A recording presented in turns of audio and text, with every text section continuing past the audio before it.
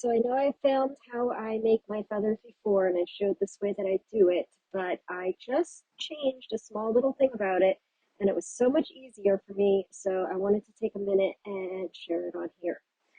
So the first thing I do is I take my wool, and in this case I'm making hummingbird feathers. And I like to mix a dark green wool with a blend of wool that has yellow and blue and green. I get it from Cupid Falls Farm in Georgia. That's where I get most of my wool from. And I just like the blend of colors that it gets. It has that dark green that a hummingbird has, but they have some iridescent colors to them, and I feel like the blue and the yellow kind of pulls that out. So once I get this mixed up, it doesn't have to be perfectly mixed. It's okay to have some variations in your colors. I take my wool and I lay out a thin line. I like this to be pretty thin because if it's thick, it won't stick to the fusing tape that I'm going to use as well. But for this first row down, it's okay if it's a little bit thicker because you'll just end up pulling out the excess afterwards. So I'm just going to lay this out. I'm going to have this be about the length of my feathers. I like to make a lot of feathers in one go so that I have enough to make a couple different hummingbirds. Hummingbirds are some of my most popular birds. So after I lay down the wool, I'm going to put down some fusing tape. You can use a thicker one so that you don't have to put two back to back here, but I ended up getting a variety pack because I use this for different things, and I have a lot of this small one left. So I'm just using it up for some of these smaller feathers like hummingbirds. So you're just going to lay that there. Now this is the part where I usually would lay my wires right on top. And for the hummingbird feathers, I like a thin wire. I use a 28 gauge wire.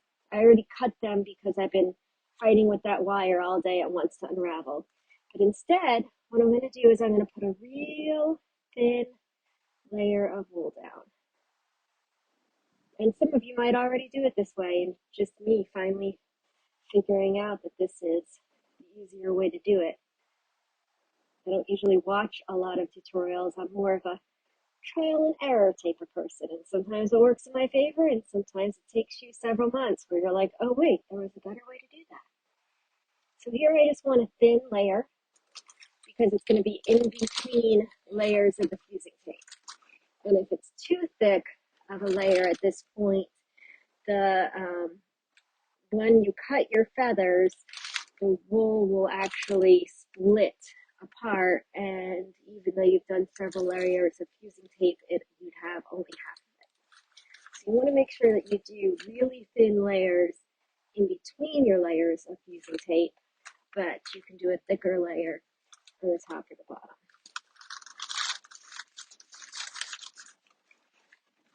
I'm going to iron that, and I use the parchment paper so that the fusing tape doesn't stick to my iron. So now, since I already put a little bit of the wool down and I ironed it, when I put my next layer of fusing tape, it's going to sit a lot flatter. So since this sits a lot flatter here, it is so much easier to lay out my wires without having them rolling all over the place, which was the problem when I did it the other way, because the wool was all bunched up and bumpy on the bottom. So every time I put my wire down, it would want to roll one way or roll the other way and roll into each other. And it was pretty frustrating. So for hummingbird feathers, these don't have to be very wide. They're pretty narrow. So you can put them pretty close together. And that gets you a little bit more bang for your buck. You're not cutting off as much excess. And I like to do different lengths of my wire. The smaller ones I'll use for the top layer of feathers on the wings.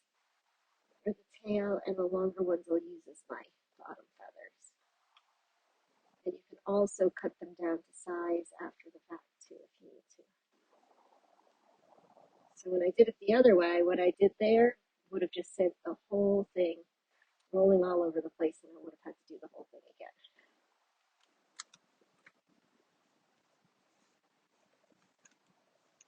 Which I might just send the whole thing off rolling all over the place anyways.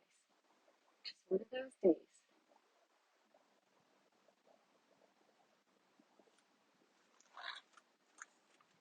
Just leave that one there since it's not cooperating. I can come back through with pliers and move them too. We've had a big house cleaning day today, so my hands are dry and it's causing stick the wires into the wool.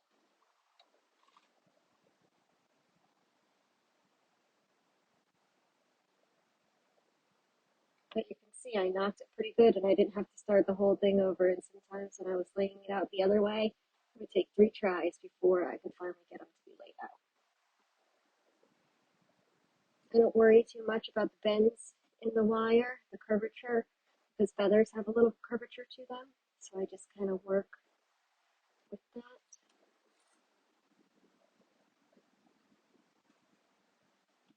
Try to just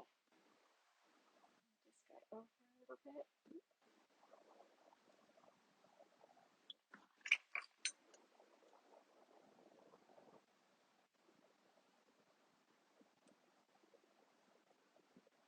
I'm just determined to mess this up.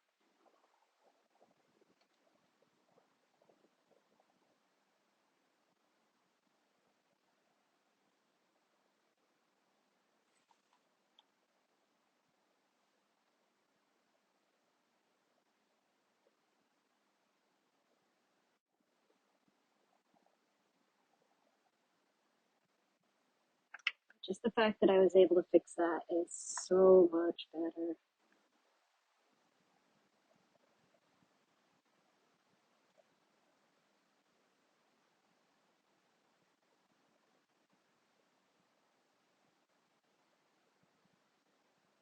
It is a little easier if you spread them a little further apart.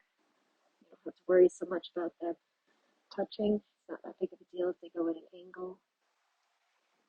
I'm just trying to make about 6 hummingbirds. So I'm trying to get as many feathers as I can.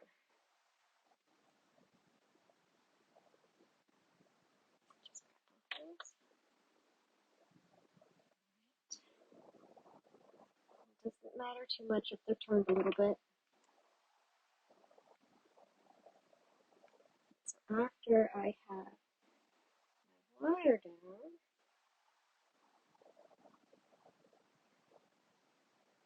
play with fire by trying to fix this end. Then I'm going to put down one more layer of the fusing tape.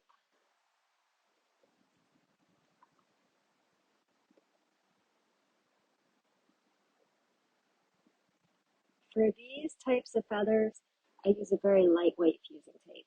That way I can add several layers of it and the feathers are not too thick or hard. For larger feathers, I'll pull out a little bit of a thicker weight fusing tape. But this light stuff is nice and it allows you to make really thin feathers. They almost look iridescent, which works for my hummingbirds. So again, we want to do this as a thin layer because this is going to be in between the 2 layers.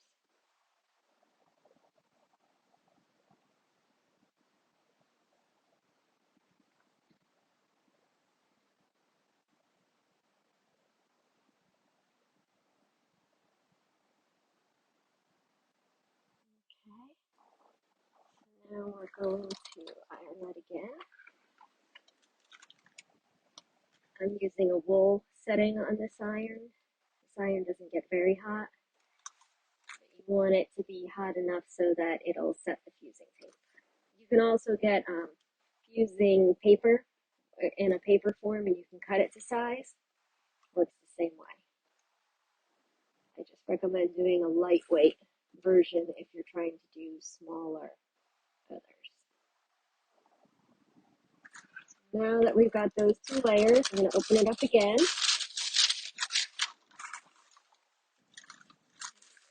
Little pieces out of there. Those are my next round. So now we're just going to want to pull off some of the excess.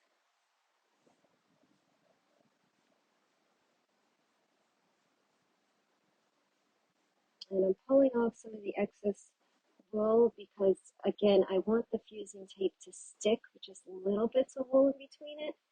And if we leave too thick of layers of wool, then it won't. So this is the top. I already had the two layers. I'm actually going to flip this one because I can see straight through these wires. I want them to be a little covered. So we're going to put down another layer.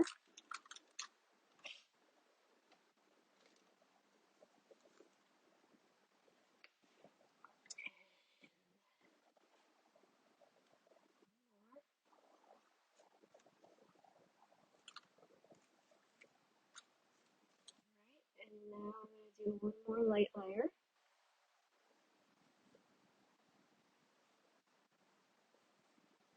You don't have to do this many layers of wool, but I find the finished feather looks a little better by doing multiple light layers than by just doing the top and the bottom. Because once you cut them, you are going to find that a good bit of the wool that's on the outside falls off because it's just not as attached anymore. So once you do that, then having extra layers helps.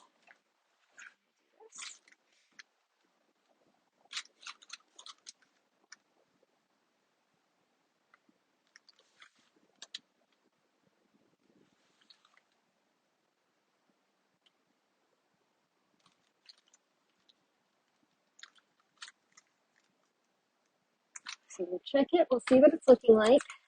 So usually what I go for is one side where you can see the wire through, which is fine because that's going to help as you're cutting it that you're able to see it. And then I want one side that is a little bit more covered up. So think if this was the side of the feathers that are going to go on top, it's okay to see a little bit of your wire, but you don't want to be seeing all the wire. And it has a little bit of an iridescent look, but I think I'm going to do one more very light layer. I'm going to take off some of these thicker layers of this wool and just do one more layer over the top. This is going to be the last one.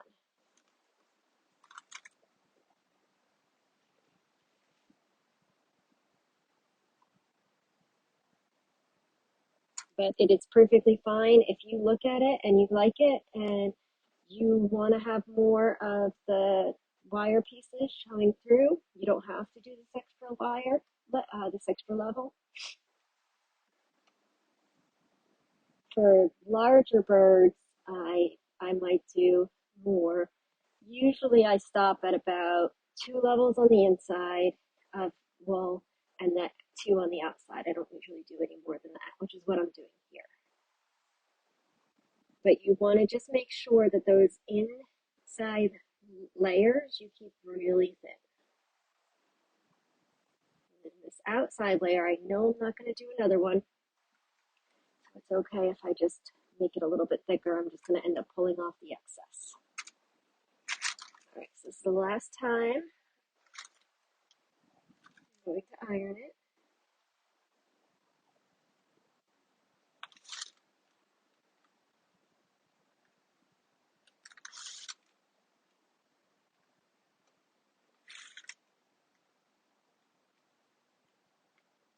I guess it's not the last time. I'm going to iron it one more time.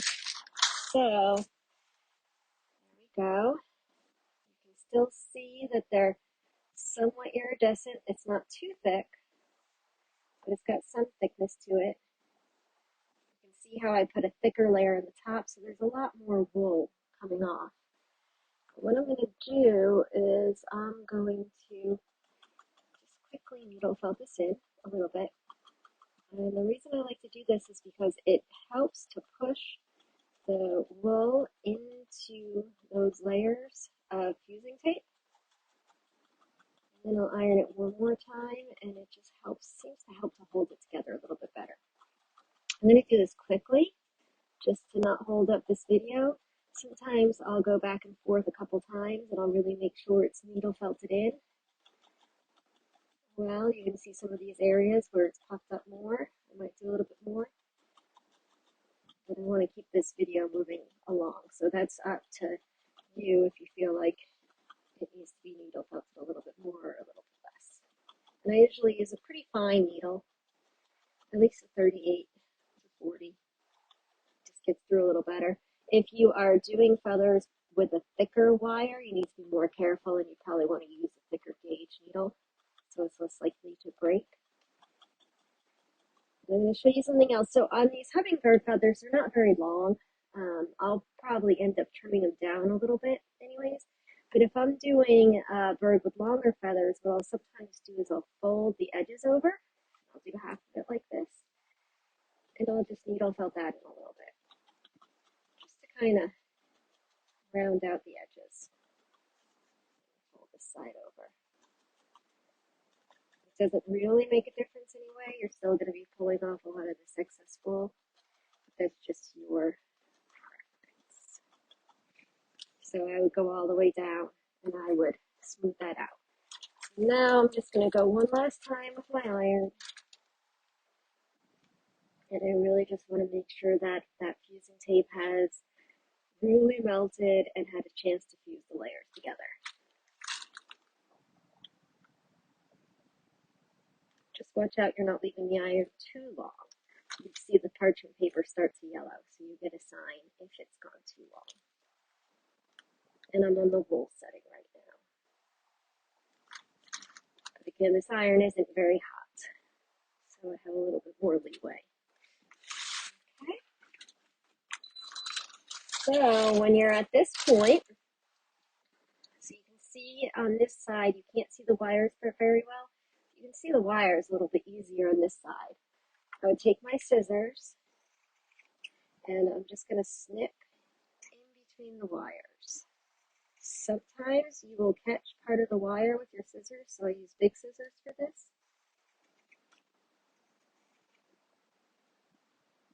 But you can usually just cut through if you get a little bit of that. Some of them I have to go at an angle. So then when I get to this point, just kind of shape my feathers.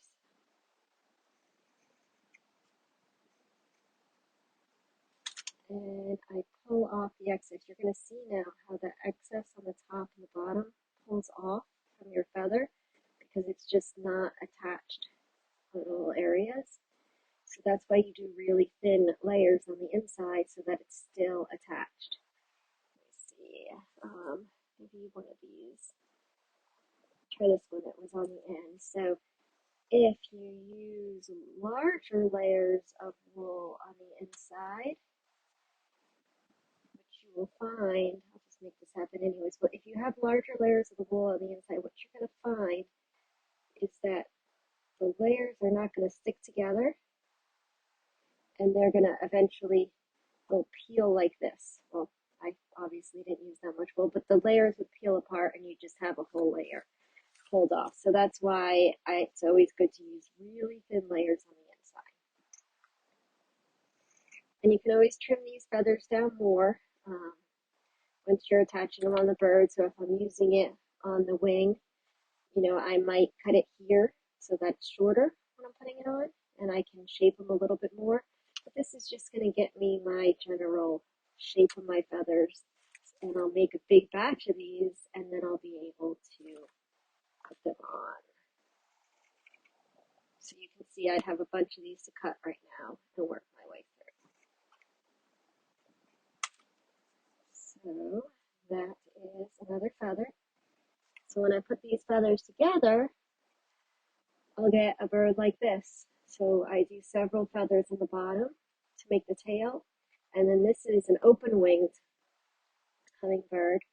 And so I have the feathers extended If I was to make a closed wing hummingbird, I just lay him down the back. But this gets you these kind of iridescent feathers. And for these, I use, some of these are actually with black and some of these are with silver. Just depends what I have as far as wire color. But I like to do slightly more wool on the top versus the bottom so you can see the lines on the bottom, but you don't see it as much on the top. Anyways, I hope this helped. Let me know what you think.